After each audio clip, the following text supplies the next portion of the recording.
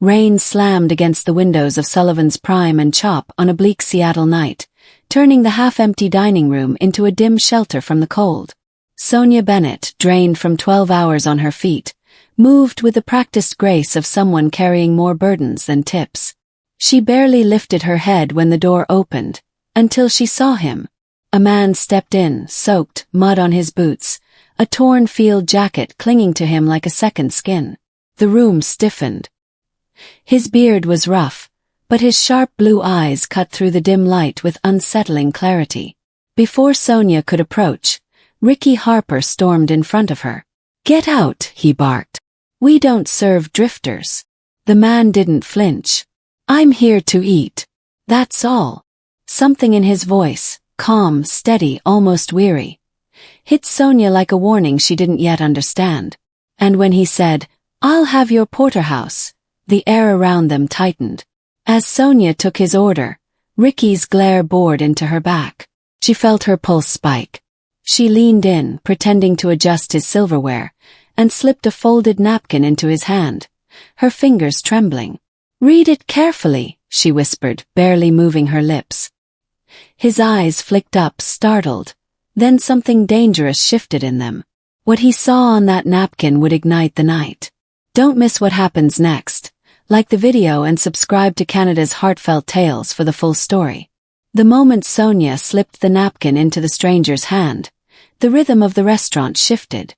The clatter of plates, the hiss of the grill, the murmur of tired tourists, everything narrowed into a single waiting breath.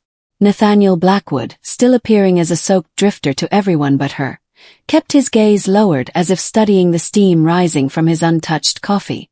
Yet his grip tightened around the folded napkin, the faint crinkle barely audible beneath the hum of the dining room. Sonia stepped away, forcing her feet to carry her toward the service station. She pretended to polish glasses, but her eyes locked onto the mirror behind the bar, where she watched the stranger slowly open her warning under the table. His posture changed, not dramatically, but with a precision that spoke of someone accustomed to masking reactions. His shoulders squared. His breath steadied. His eyes, once dulled by exhaustion, sharpened with lethal clarity. Across the room, Ricky Harper leaned against the bar, arms crossed, wearing the smug expression of a man who believed he had already won. "He'll eat it," Ricky muttered to Jenny, loud enough for Sonia to hear. "People like him always do." Jenny looked uncomfortable but said nothing. She needed her job. They all did. At the booth, Nathaniel set the napkin down, placed his hands on either side of the plate, and gave the steak a single, thoughtful look. Then he picked up his fork, not to eat but to test. He cut into the meat, lifted a piece, sniffed it. A faint grimace flickered across his face before he set the fork down with deliberate calm. The calm before a storm. He reached into his coat and drew out a sleek phone, not the type carried by drifters, but one built for people accustomed to closing deals worth millions. The contrast was so jarring Sonia nearly dropped the glass she was holding. He pressed 3 buttons, held the phone to his ear. His voice dropped, deeper, steadier. "This is Blackwood. I'm at the Pioneer Square flagship. Activate Protocol 7. The words hit Sonia like a cold blast. Even without understanding their meaning, she recognized authority. Real authority, the kind people like Ricky only pretended to wield. When Ricky saw the phone, he stalked toward the table, anger rising like steam. "Hey! No calls on speaker. This is a classy place." Nathaniel didn't acknowledge him. "Send the legal team," he continued calmly. "And bring the testing kit." "Give me the phone, you rat," Ricky snapped, reaching across the table. Fast as a striking hawk, Nathaniel caught his wrist. He didn't squeeze hard, only enough to reveal the gap between real power and the cheap imitation Ricky had built his ego upon. "I wouldn't do that," Nathaniel said quietly. Sonia saw Ricky's face blanch. She saw fear, a raw, animal panic, flash across it, as if he finally recognized the danger he had provoked. But he covered it quickly, yanking his wrist free and pointing at Sonia. "She gave him the food," he blurted. "She's the one who brought it out. If anything's wrong, it's on her." The betrayal wasn't surprising, but it still cut. Sonia's breath hitched, but she kept her chin high. Nathaniel stood slowly, the torn coat falling open just enough to reveal the faint outline of tailored fabric beneath. He turned toward the kitchen and called out, "Bring me the chef." Every server froze. Marco stepped out with the hesitation of a man expecting judgment. His hands still trembled from the pressure Ricky had placed on him all evening. "Did you cook this?" Nathaniel asked. Marco swallowed. "Yes, sir." "And where did it come from?" Marco glanced at Ricky, whose eyes were bulging in silent threat. His lips parted, but no words came out. Ricky exploded first. "He's lying. He's covering for her. Sonia has always hated me and—" Nathaniel raised one finger. Silence followed, sweeping through the room like a commandment. He picked up the napkin, the one Sonia had written on, and set it between them. "She risked her livelihood to tell the truth. Let's see if you're willing to do the same." Marco's legs nearly buckled. He shut his eyes, inhaled, then spoke in a broken whisper.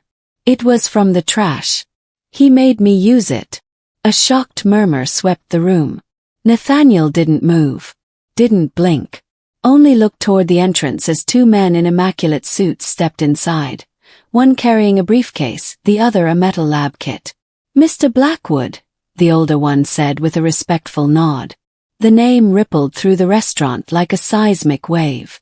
Blackwood, billionaire, ghost owner of the city's most prestigious dining group. A man no one expected to see in a torn coat and muddy boots. Ricky collapsed into a chair as if gravity had betrayed him. "Harrison," Nathaniel said without turning. "Lock the doors. No more guests. And test the food." The younger man immediately began swabbing the steak. Ricky tried to stand. "Wait, Mr. Blackwood, please. This is all a misunderstanding." Nathaniel finally looked at him. Truly looked. "You poisoned a dish in my family's flagship restaurant, and then tried to blame the woman who saved your victim." His voice was low enough to be terrifying. "Tell me, Richard, do you really think you walk out of here tonight?" Ricky crumpled. Harrison read the test strip and showed it to Nathaniel. The result was unmistakable. "High bacterial contamination," Harrison announced. "Potentially dangerous." The police arrived within minutes, guided straight to Ricky, who was sobbing into his hands, insisting Marco lied, Sonia lied, the world lied. The diners watched through the locked doors as he was placed in handcuffs.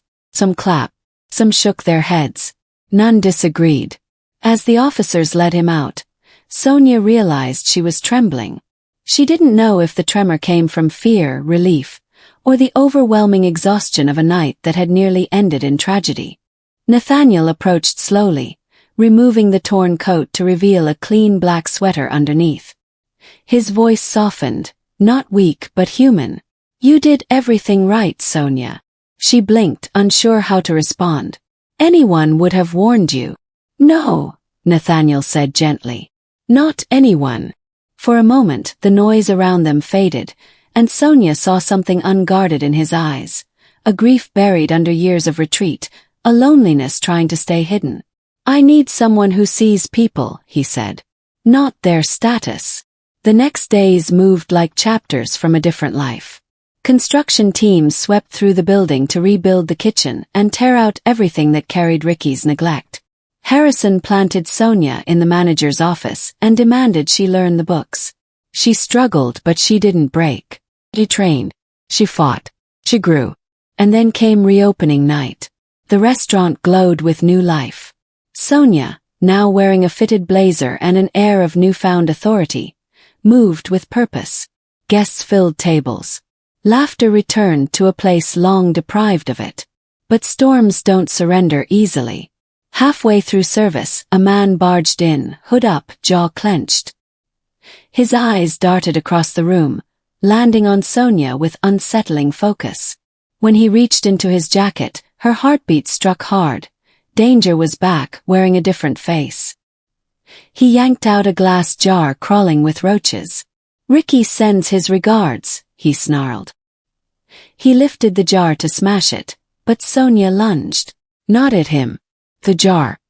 Her fingers closed around it just as his grip faltered, and with a twist fueled by instinct and sheer refusal to let all they'd rebuilt burn, she tore it from his hands. He stumbled backward into a coat rack. Before he regained his balance, a heavy shadow loomed behind him. Mr. Henderson, a long-time regular built like a retired dock worker, grabbed the man by the collar. "Not in her house," he growled. Security flooded in, dragging the intruder outside as the dining room erupted. Not in panic, but in applause.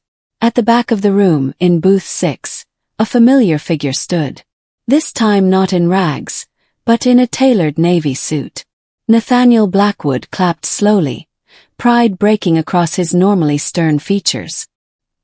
He approached Sonia, taking the jar from her hands and passing it off to a busser. "Protecting the sanctuary," he said quietly. "That's what my father called it. You did that tonight." Sonia let out a shaking breath. "I couldn't let him destroy what we built." "No," Nathaniel replied gently. "You couldn't let him destroy what you built." He gestured toward booth 6, the same place everything had started. "Join me," he said. "I hear the porterhouse is excellent when prepared correctly." As she walked beside him, past the revived glow of a restaurant she was now entrusted to protect, past the staff who looked at her not with fear but respect, the world felt startlingly possible again. But backstage, beyond the applause and the restored warmth, another consequence was unfolding for the villain who had tried to crush her. Ricky Harper, still in county jail, had just discovered that the detectives investigating his assault charge had also uncovered something he never expected. The people he owed money to wanted him far more than the state did. And they were already waiting. The reckoning had only just begun. When the last guest left and the lights softened across the polished dining room, Sonia stood alone for a moment, letting the quiet settle around her. The chaos of the past week still echoed faintly. Ricky's downfall, the Roach attack, the relentless pressure of stepping into a role she never imagined for herself. Yet tonight, as she watched her team laugh and clean up with a confidence she'd never seen before, something inside her shifted. She realized she wasn't simply keeping a restaurant alive. She was rebuilding a place where dignity mattered, where people were seen for who they were, not the labels others slapped on them. And that truth had changed her more than any promotion ever could. Nathaniel stopped beside booth 6, resting his hand on the smooth wood. "My father always believed this room had a way of revealing people," he said quietly. "Tonight, it revealed you." Sonia didn't respond right away. Instead, she looked at her reflection in the window, rain still streaking down outside, but inside, everything felt bright again. She exhaled, steady and sure, knowing she had stepped into a life she earned through courage, not circumstance. As she turned off the final light, the warm glow lingered over booth 6 like a promise waiting for its next chapter. If this story touched you, please like, share, and subscribe to Canada's Heartfelt Tales so we can continue bringing powerful true-to-life stories to you.